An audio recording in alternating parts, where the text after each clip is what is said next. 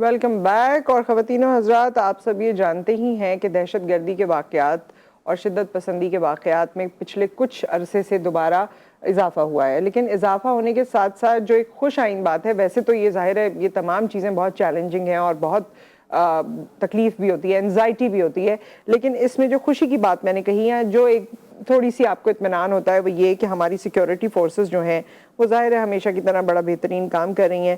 انہوں نے 24,000 سے زائد آپریشنز کیے ہیں، جس میں 550 سے زائد دہشت گرد جو ہیں وہ جہنم واصل ہو چکے ہیں.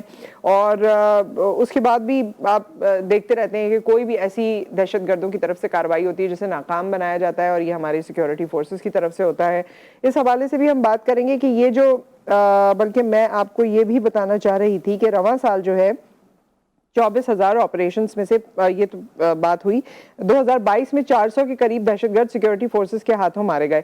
یہ متواتر ہے، بلکہ 2022 کیا، 2021 کیا، 2020 کیا، ہم تو اپنی جنگ جو ہے، جو اپنے اندر اپنی جنگ ہے، وہ اس سے کافی سالوں سے اس کو فیس بھی کر رہے ہیں. 2010 کے بعد ہمارے حالات جو خراب ہونا شروع ہوئے ہیں اس کو ہم نے فیس بھی کیا ہے، اس سے ہم لڑے بھی ہیں ایز اے قوم. ظاہر ہے ہمارا اپنی سیکیورٹی فورسز پر اعتماد ہوتا ہے، اور باقی جو ہمارے جوان شہید ہوئے ہیں اور جس طرح سے رد الفساد یا دوسرے آپریشنز کو آگے لے کے جایا گیا، وہ آپ کے ہمارے سامنے.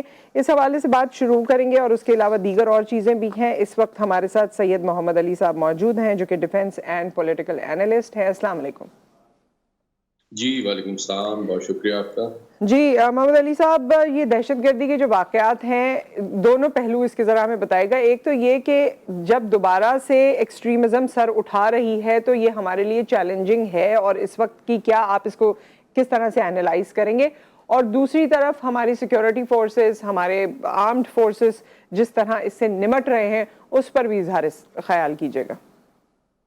بہت شکریہ. جی دیکھیے، میں سمجھتا ہوں کہ آپ بہتر جانتی ہیں کہ اس خطے میں جو انٹرنیشنل تبدیلیاں آ رہی ہیں، خصوصاً جو سی پیک اور بی آر آئی کے منصوبے ہیں، جس کے تحت کنیکٹیوٹی کو آگے بڑھا کے اس خطے میں خوشحالی، ڈیولپمنٹ اور اسٹیبلٹی کی جانب یہ خطہ جو ہے گامزن ہے. تو ہمارے جو دشمن ہیں وہ یہی کوشش کر رہے ہیں کہ وہ اس پروسیس پہ اثر انداز ہوں اور اس میں ہرڈلز کریٹ کرے. تو یہ جو دہشت گرد تنظیمیں ہیں، چاہے وہ سب نیشنلسٹ گروپس ہوں، B L A, B L F, یا داعش اور ٹی ٹی پی اور اس کی حلیف جماعتیں، وہ اسی لیے ہمارے ملک دشمن عناصر کے اس ایجنڈے کو آگے بڑھانے کی کوشش کر رہی ہیں. یہ تو اس کا مقصد ہے.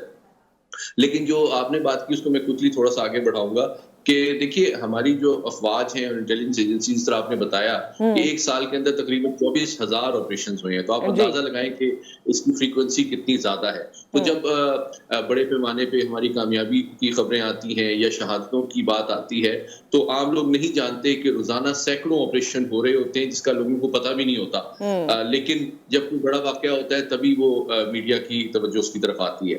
تو اس جنگ میں جو سب سے امپورٹنٹ بات آپ کے ذریعے سے ناظرین کو جاننا ضروری ہے وہ یہ ہے کہ یہ جنگ روایتی جنگ نہیں ہے، اور یہ صرف پاک فوج یا پاکستان کی انٹیلیجنس ادارے نہیں لڑ رہے.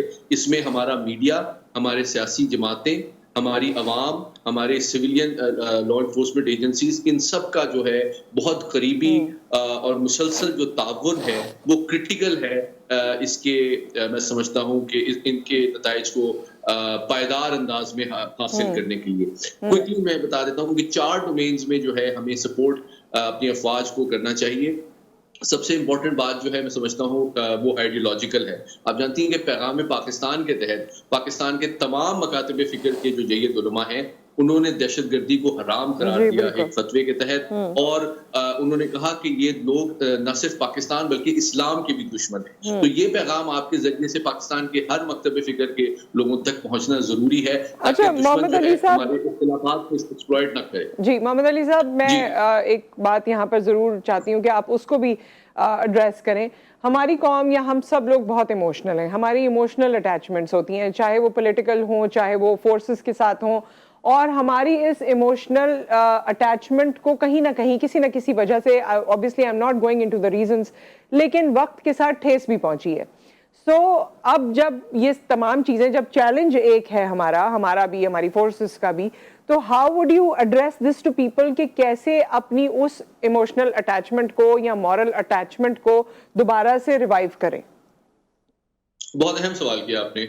دیکھیے اس میں جو بہت اہم کردار ہے، میں سمجھتا ہوں نہ صرف ہماری دینی جماعتوں کا، دینی علماء کا، بلکہ سیاسی جماعتوں کا بھی ہے. آپ جانتے ہیں چونکہ ہم الیکشن کے قریب جا رہے ہیں تو یہ بہت ضروری ہے کہ وہ سیاسی پارٹیز جو کہ کسی حد تک غیر محتاط ایک بیانیہ مرتب کر رہی ہیں ایتھنک ووٹس اور ان کے گریونسز کو ایکسپلائٹ کر کے، یہ بہت ضروری ہے. اور جو غیر قانونی طور پہ افغانی پاکستان میں مقیم ہیں ان کے انخلا کے پروسیس پہ اثر انداز ہونے کی کوشش کر رہی ہے. یہ بہت ضروری ہے کہ ہمارے جو نیشنل سیکیورٹی کے اس وقت تقاضے ہیں اور اتنی بڑے پیمانے پہ ہمارے افواج جو ہے وہ شہادتیں دے رہے ہیں تو اس کو ریکوگنائز کریں اور افواج کے ساتھ تعاون کریں، اور تاکہ ہم سیکیورٹی کے نظام کو بہتر بنا سکیں. اس میں کوئکلی ایک بات یہ ایڈ کرنا چاہتا ہوں، بعض دفعہ کوئی غیر محتاط بات کی جاتی ہے کہ جناب دیکھیں وہاں پہ کئی بیریکیڈز لگ گئے ہیں، کئی جگہ پہ چیکنگ ہوتی ہے تو ہمیں انکنوینئنس اٹھانے پڑتی ہے.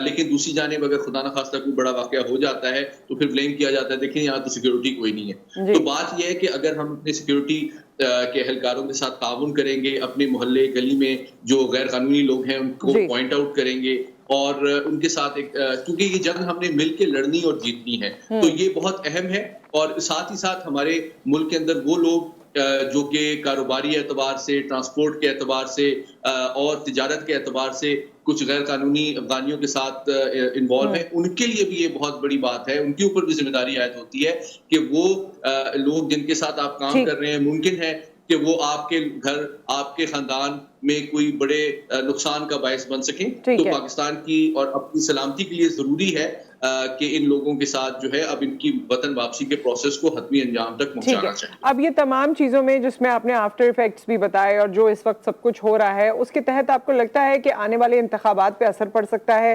اور شاید وہ ڈیریل بھی ہو جائیں؟ دیکھیے میں توقع کرتا ہوں کہ ابھی ایسی کوئی بات سامنے نہیں آئی ہے جس کی بیسس پہ یہ کہا جائے کہ یہ الیکشنز ملتوی ہوں گے.